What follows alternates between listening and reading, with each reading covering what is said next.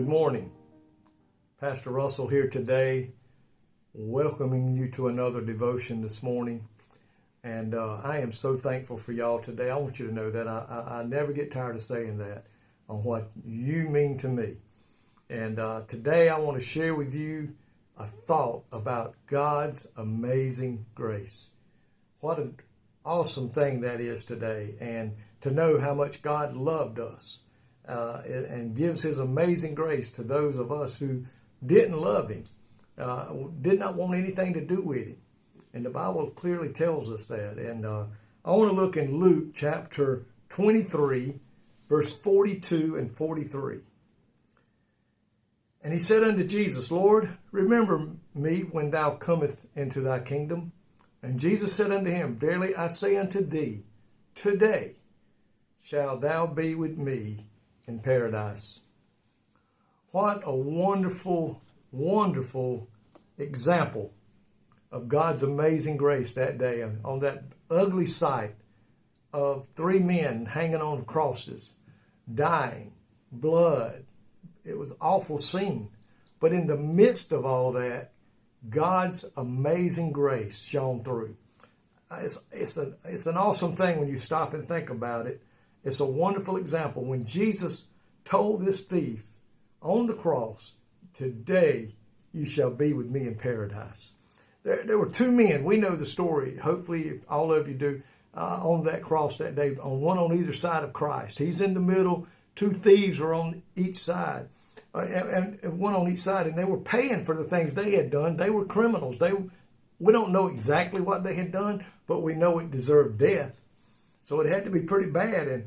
And the Bible clearly tells us that one of the two joined in with the crowd down there, hurling insults to Jesus and making fun of him. You said you're the King of the Jews. You are the Messiah. Then prove it and come down off the cross.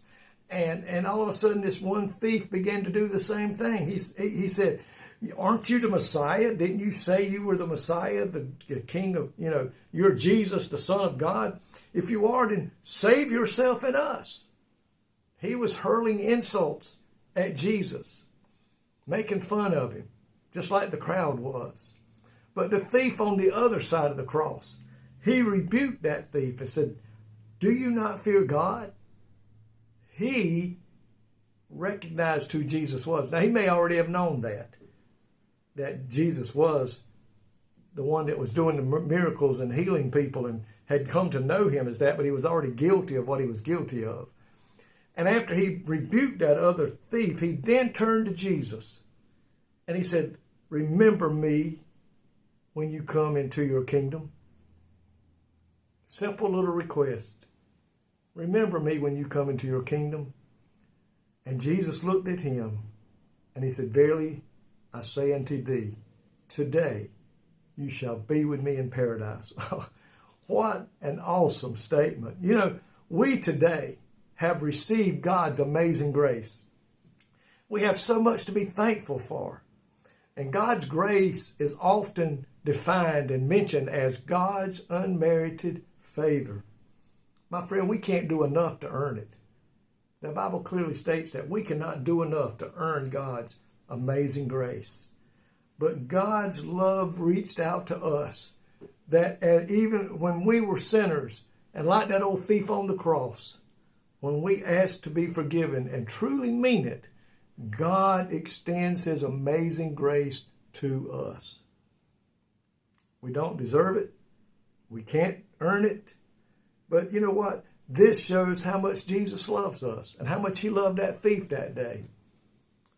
When he asked for forgiveness, Jesus didn't tell him, why?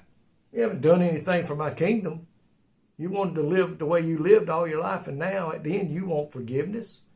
He could have said that, but see, the love of God was so strong that he reached out to this man. And he said, today, he said, I forgive you. Today you'll be with me. My friend, that shows today. It's never too late. Don't ever let the enemy make you believe you've done too much for God to love you. You've been too bad of a person for God to forgive you. Don't ever let the devil convince you of that. Jesus Christ stands with his arms wide open, ready to forgive those who will come to him and mean it and confess your sins and turn a 180-degree turn and begin going in the way of the Lord. I pray today you'll do that. This shows us, this example here on this cross shows us that deeds don't count. He had no time to do anything for the kingdom of God, but God didn't let that stop him from forgiving him. He had no time. His deeds did not save him.